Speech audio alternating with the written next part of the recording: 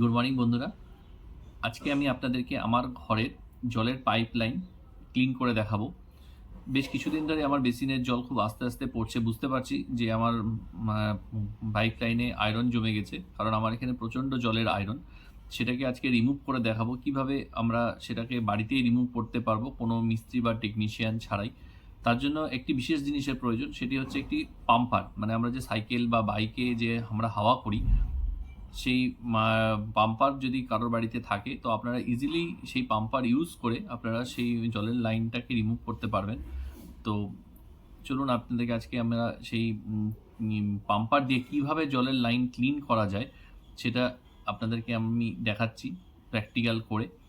তো ভিডিওটা যদি আপনাদের ভালো লাগে অবশ্যই লাইক করবেন এবং চ্যানেলটিকে সাবস্ক্রাইব করবেন। এরকম ছোট ছোট ইনফরমেশন ভিডিও আমি আপনাদেরকে দেওয়ার চেষ্টা করব, যাতে আপনারা খুব ইজিলি আপনাদের বাড়ির কোনো ছোট ছোট কাজগুলো আপনারা নিজেরাই করতে পারেন। চলুন ভিডিওটা পুরোটা দেখবেন। এই যে এইটা হলো সেই পাম্পার যেটা দিয়ে আমি আজকে জলের লাইন ক্লিন করব। পাম্পারের মাথাটা আমি খুলে রেখেছি, যেটা দিয়ে আমরা টায়ারের মধ্যে হাওয়া দেওয়ার জন্য প্রয়োজন হয়। প্রথমে আমরা এই কলটাকে খুলে নেব। দেখুন একটু খোলা মাত্র দেখুন কি রকম আপনার নোংরা বেরিয়েছে, কতটা আয়রন, কালো কালো সব জল বেরিয়েছে।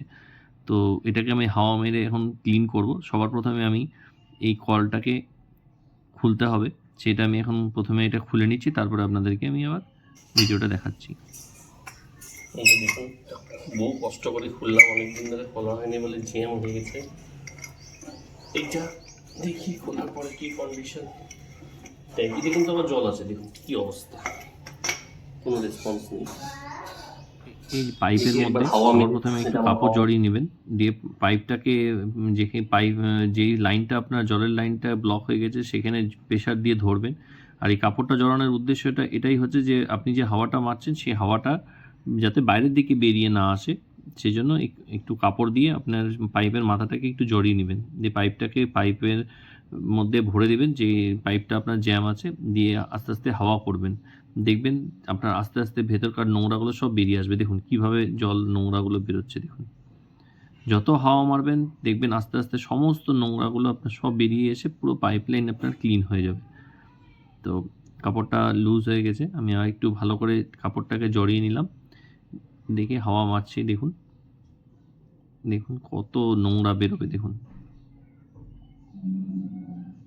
এই দেখুন দেখুন কত জোরে জোরে জল বেরোতে শুরু করলো। দেখুন দেখলেন, একটু আগেই আপনাদের দেখাচ্ছিলাম যে এক ফোঁটাও জল পড়ছিল না, সেখানে দেখুন এখন কত জোরে। আর একটু হাওয়া মারবো আমি, যাতে আর একটু জোরে জল বেরোয়। তো এটাই যা জল বেরোচ্ছে এটাই যথেষ্ট, কিন্তু আরেকটু মারলে আমার মনে হয় যে আরেকটু বেশি বেরোনো প্রয়োজন। দেখি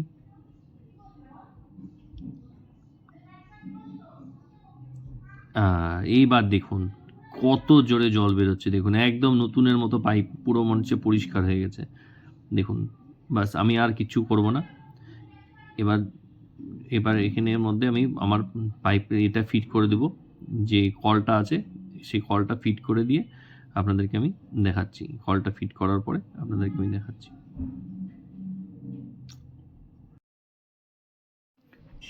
এই যে আমার কল ফিটিং করা কমপ্লিট হয়ে গেল। দেখুন কত জোরে জল পড়ছে, তাহলে আমার কাজ সাকসেসফুল। এবার পুরো বেসিনের লাইনটাকে আমি অ্যাড করে দেখাচ্ছি আপনাদেরকে।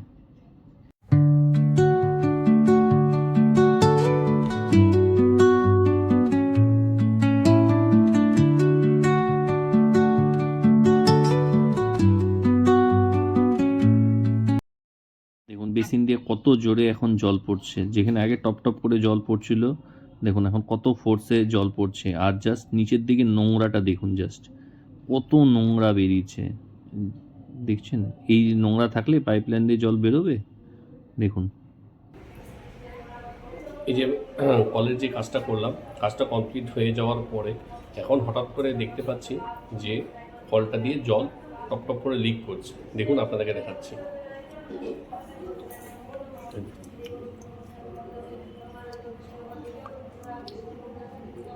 তার মানে এইটার যে ভিতরকার যে ভাল্বটা আছে সেই ভাল্বটা নষ্ট হয়ে গেছে। আমি একটা নতুন কল কিনে নিয়ে এসেছি, আমি সেটা এখন এখানের মধ্যে ফিট করে দিচ্ছি। আমি দুটো জিনিস নিয়ে এসেছি। একটা হচ্ছে এক্সট্রা সকেট নিয়ে এসেছি, এটা যেহেতু অনেকটা আমার ভেতরে আছে, এখানেও লাগানো ছিল, একটা সকেট নিয়ে এসেছি। আর এই একটা স্টপ কল, এবার প্লাস্টিকেরটা নিয়েছি, কিন্তু দামও কম, কিন্তু যেহেতু আমার এটা বারবার অফ অন করার প্রয়োজন নেই, সেহেতু এটা অনেক দিন পর্যন্ত চলবে, যেন প্লাস্টিকেরটাই আমি এবার নিয়ে এসেছি। চলুন আপনাদের ফিটিং করে দেখাচ্ছি।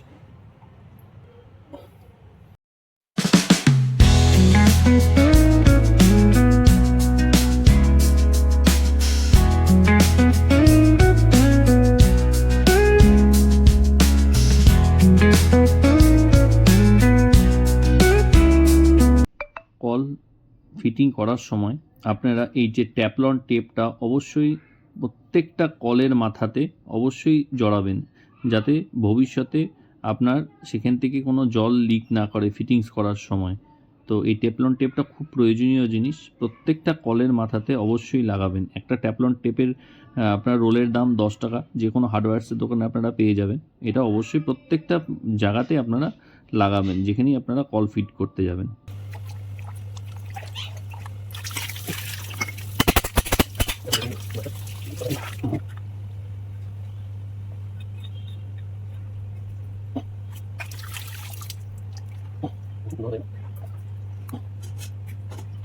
আমার পাইপলাইন লাগানো কমপ্লিট। এবার বেসিনের কানেকশানটা আমি এখানে জুড়ে দিলাম। এই যে যেটা জল বেরোচ্ছে দেখতে পাচ্ছেন, এটা আমার অ্যাকোয়াগার্ডের লাইন। এই পাইপটাও আমরা এখানে ফিট করে দিচ্ছি। এবার দেখুন জাস্ট বেসিন দিয়ে কত জোরে জল পড়ছে, আর এখান দিয়ে যে জলের প্রবলেমটা ছিল সেটাও বন্ধ হয়ে গেছে। দেখুন কত সুন্দর জল পড়ছে, আমার কাজ সাকসেসফুল। আর এই দেখুন এখান দিয়ে যে জল টপ টপ করে পড়ছিল সেটাও আর পড়ছে না এখন।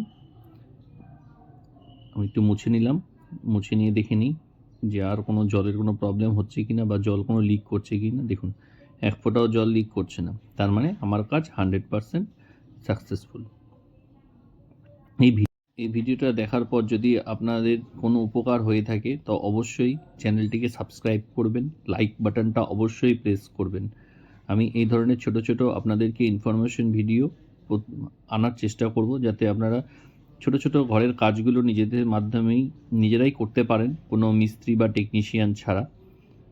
তো আজকের ভিডিওটা আমি এখানেই সমাপ্তি করছি। টাটা, বাই বাই, ভালো থাকবেন, সুস্থ থাকবেন।